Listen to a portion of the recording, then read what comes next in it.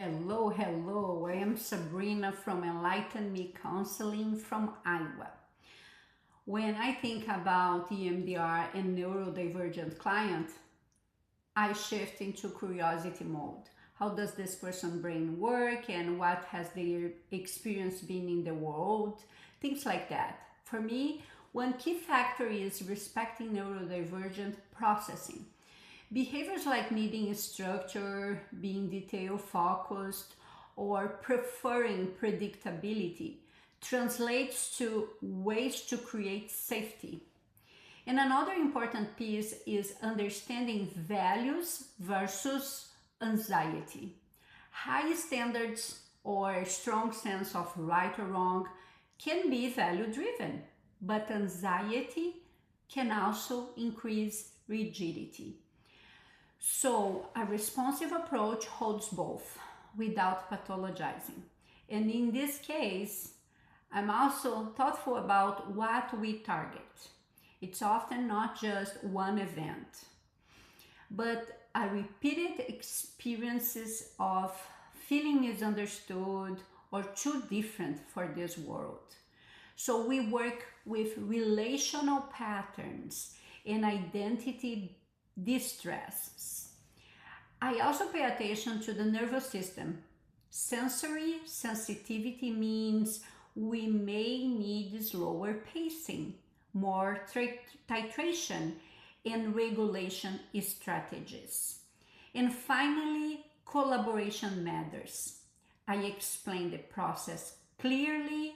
I show the tappers, they can hold before I start processing, and always I remember the clients they are in control and they can pause me anytime they need to reduce stress while supporting flexibility and empowerment. Hi there. My name's Alyssa Desroches. I'm a licensed clinical social worker and owner of Seed of Truth Counseling in Massachusetts, Connecticut, and Rhode Island. And as an EMDR therapist and as someone who identifies as neurodivergent, I have learned that culturally responsive EMDR starts with moving away from rigid protocols. Most of my clients do not come in with a single incident.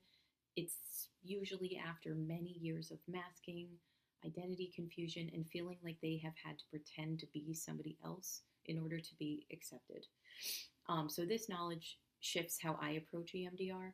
I often adapt pacing, resourcing, and even target selection to better support sensory needs, processing differences, and a sense of autonomy. And for me, this work is really about deep, deep emotional attunement, supporting healing in a way that truly honors who someone is and what their unique needs are.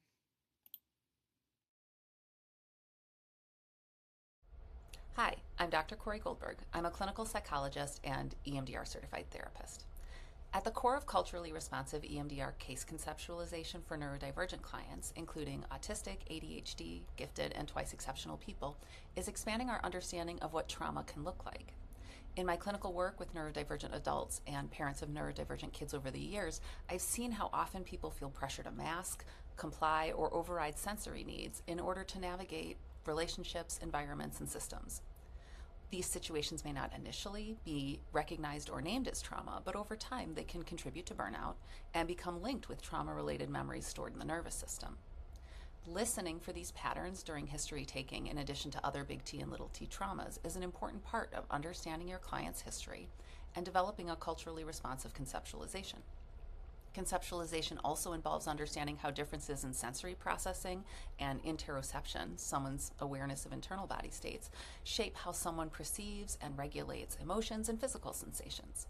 This often means spending more time in preparation helping clients build awareness and acceptance of their nervous system and supporting regulation in ways that work for their neurotype, including sensory strategies like movement or stimming. It's also important to recognize how repeated experiences of misunderstanding or exclusion can lead people to internalize ableism and negative beliefs about being defective, inadequate, or unimportant, which often shape the negative cognitions we target. Taken together, these factors support a culturally responsive EMDR case conceptualization for neurodivergent clients. From an AIP perspective, EMDR can help integrate the impact of difficult life events that have been stored in unhelpful ways in the nervous system, especially when someone has spent years in environments that didn't understand or support their nervous system or neurotype. I think when we're talking about culturally responsive care, EMDR care for neurodivergent clients, we need to look at being culturally responsive to neurodivergent clients in its own category. So what I would say is people need to do some reading, take some classes from people with lived experience about the neurodiversity paradigm and what that means, and how to depathologize neurodivergence, because a lot of us were taught in a medical model that doesn't resonate, or it pathologizes people. So I think cultural competency with neurodivergence means you need to learn about autism, you need to learn about ADHD, and you need to understand what it means to have these diagnoses, why so many people are not diagnosed until adulthood, especially women and AFAB people, and understand the struggles that are specific to this group. I also think that there's a big overlap between neurodivergence and gender diversity. And I think the same thing. I think a lot of people think that if they know an autistic person, or they know a trans person, or one of their family members is so, that they are affirming. And I would challenge that belief and say that you have to do more than that. You should be taking some courses from people with lived experience, doing some reading. If you're overwhelmed with courses, just follow some people on social media, and because there's just some great people out there doing a lot of really great work and educating, and you can take that in smaller doses. But it's really important to know that to provide affirming care, you really have to understand the larger picture, and that is part of the conceptualization that you need to have in order to do effective EMDR work. Hi guys, so my name is Kionna, and I wanted to go over something that I think is very important when working with the neurodivergent population. So one of the main things is that it's important to tell the difference between intellectual understanding and felt experience without labeling either as a problem. And so in EMDR work with neurodivergent clients, I've learned that many individuals can explain their emotions clearly, thoughtfully, can be very insightful, yet can feel very disconnected from their bodies and or internal cues. And so that doesn't mean that they're resisting therapy, avoiding, or doing therapy incorrectly. It often means that their nervous system just processes things in a different way. And so a culturally responsive EMDR case conceptualization requires us to stay curious about how each client experiences safety, regulation, and communication. This includes paying attention to sensory sensitivities, pacing, cognitive processing style, and the client's preferred way of expressing emotion. And so rather than us trying to force a client into the traditional model, we adapt the work to fit the person.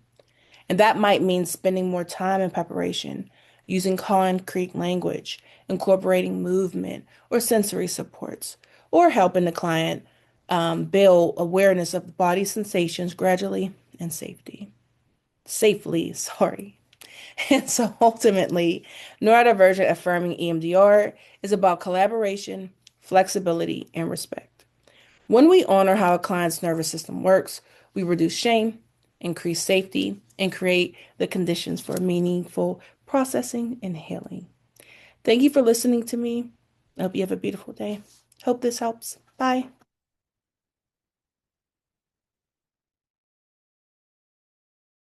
In EMDR case conceptualization with neurodivergent clients, I often find that the trauma isn't just what happened to them, it is the long-term impact of growing up in environments that didn't understand or accommodate for that person's specific brain and nervous system. Many neurodivergent people are experiencing really chronic levels of sensory and emotional overwhelm and have to mask or just push through that in order to survive and function. That makes it especially important in the planning and preparatory phases of EMDR that I'm collaborating with that client to get to know what overwhelm looks like and how it shows up for them, so that when we're in reprocessing, I can stay attuned and better support them staying in their window of tolerance.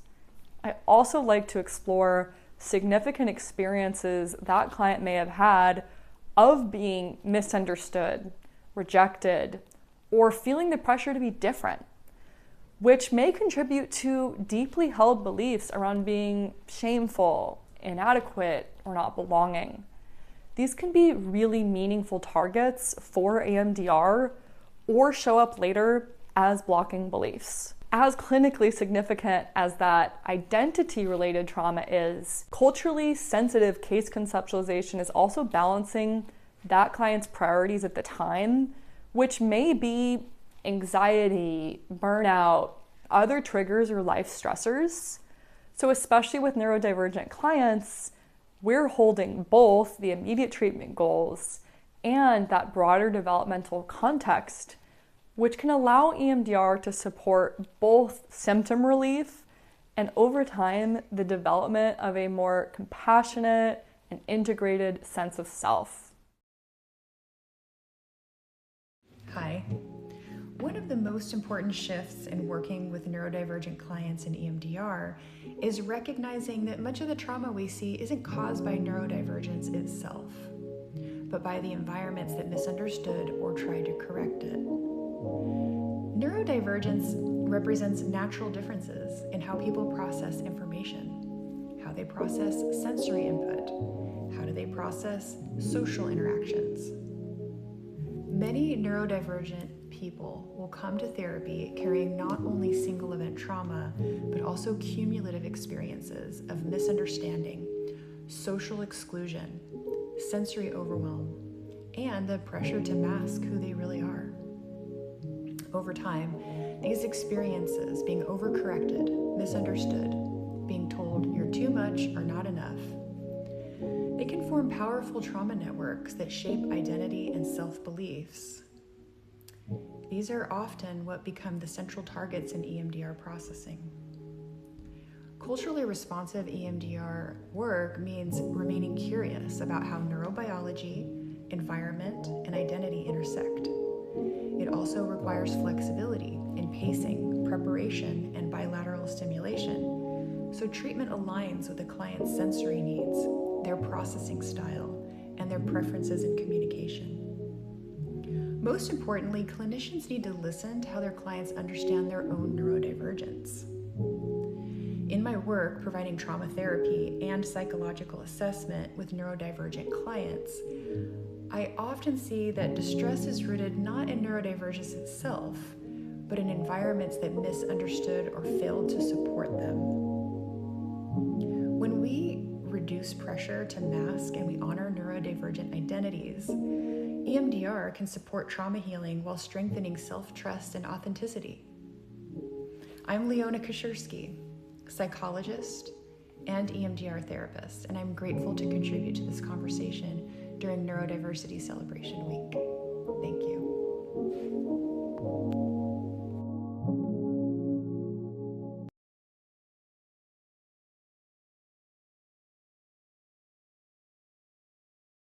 Happy Neurodiversity Celebration Month, everyone. Let's talk about culturally responsive EMDR when working with neurodivergent clients. To start this off, let's focus on a lens shift. Too often, neurodivergent clients are approached via the deficit model. What's wrong, what needs to be fixed, or what needs to be reduced.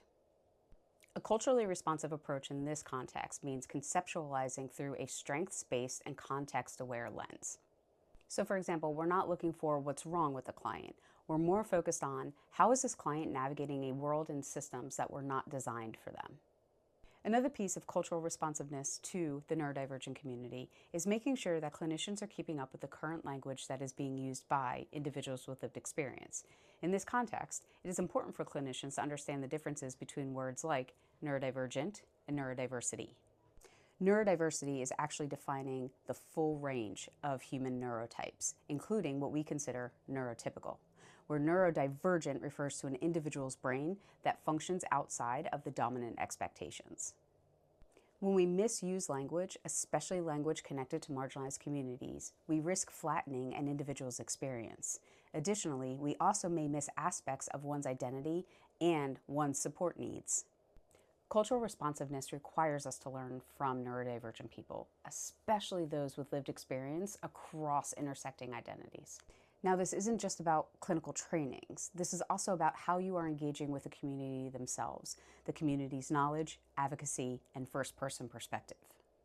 So for EMDR with neurodivergent clients, it means adapting the model to fit the client's needs, not forcing the client to fit the model. This can include flexibility with bilateral stimulation, pacing, communication styles, sensory needs, and truly looking at what safety and resourcing looks like for this individual. So in summary, culturally responsive EMDR for neurodivergent clients is about context, flexibility, and communication. Culturally responsive EMDR is not about making a client more normative. It's about creating a process that actually works for their brain. Hi, I'm Dru Perren, and I am a certified EMDR therapist, approved consultant, and help facilitate with the foundational EMDR trainings. And working with neurodiversity is one of my favorite things ever. I myself was diagnosed with ADHD when I was a little kid, had all the classic symptoms like not being able to sit still, trouble concentrating, interrupting people, all that kind of stuff. So along the way, I got the message that I was rude or bad or sometimes even mean. So those messages kind of stick with you throughout your life and then just kind of compound as you experience those symptoms moving forward. So when you're working with clients like that, I think it's really important to consider how those messages are impacting them in your phase 1 work. So taking that and then conceptualizing your client based on all of that is really important. It's not necessarily that reprocessing with EMDR therapy is going to change how they experience those symptoms, but it can really help make sure that they don't internalize that moving forward and adopt those negative cognitions about themselves or even reinforce the ones that have already been there. So keep in mind that adopting the positive belief is the goal of the work so that way they can believe that they're a good person as they live their neurospicy life. Hi, I'm Johanna Stacy. I use she, they pronouns. I'm an EMDR certified licensed mental health counselor and founder of Mushroom Grove Collective. I'm neurodivergent, ADHDer right here, and my work is rooted in both clinical training and lived experience supporting neurodivergent clients. When I think about EMDR with neurodivergent clients, I tend to focus on how to stay aligned with the AIP model while adapting how the work is applied. One of the main things is letting go of assumptions about how processing is supposed to look. Emotions, attention, and responses can vary a lot, and rather than trying to bring those responses in line with the protocol, I'm adapting the protocol to support how the client's system is already processing. I also expand how targets are accessed. Not all clients experience memory as visual. Targets may emerge through sensations, sounds, or relational experiences. So I follow those channels while still maintaining dual attention. Flexibility and bilateral stimulation is important too. I may shift between visual, tactile, and auditory BLS, sometimes even mix them up or do simultaneous ones if that is what the client is most connected to. We might also incorporate movement or sensory supports to help maintain regulation and engagement. I also place a strong emphasis on preparation, including somatic awareness and resourcing, especially for clients who may become overwhelmed quickly. That helps support access to processing without exceeding their window of tolerance. And then pacing and transparency, titrating material, going slowly, and reinforcing that there's no right or wrong way for their system to process. I find that really helps the client feel empowered and feel like they are collaborating and we are doing this together. When all of those pieces are in place, I find that processing tends to go deeper and continues to unfold in a way that feels more natural and supported to the client over time.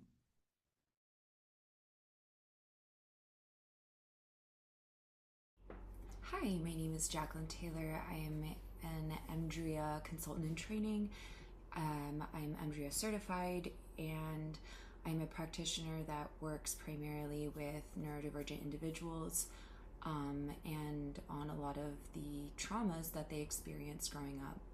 I also am neurodivergent myself and have done my own work as a practitioner. One of the best tools that I can give to any practitioner that wants to work with this population is adopting the theory of cultural humility.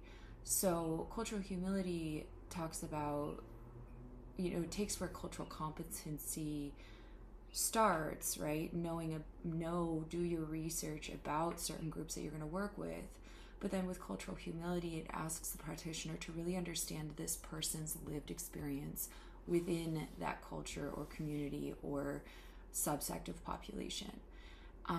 So for example, if you're working with somebody with autism, what does sensory sensitivities look like for this person? What does social anxiety look like? Are they able to mentalize or create pictures in their brain and in their mind? And I think when you start to really see this individual and their specific needs, we can stop making or operating on assumptions and start really meeting the person where they're at. My name is Rachel Totten, and I'm an EMDRIA approved consultant and therapist, and I live with ADHD. I've spent a majority of my life at the crossroads of assumptions.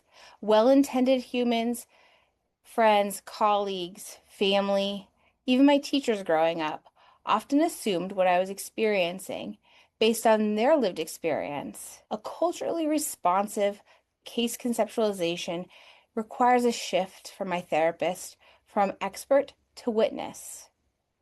I need my therapist to meet me with curiosity and non-judgment. Instead of assuming how I should be processing or what I'm experiencing, ask me, how does that make sense to you? Get curious about how my mind works.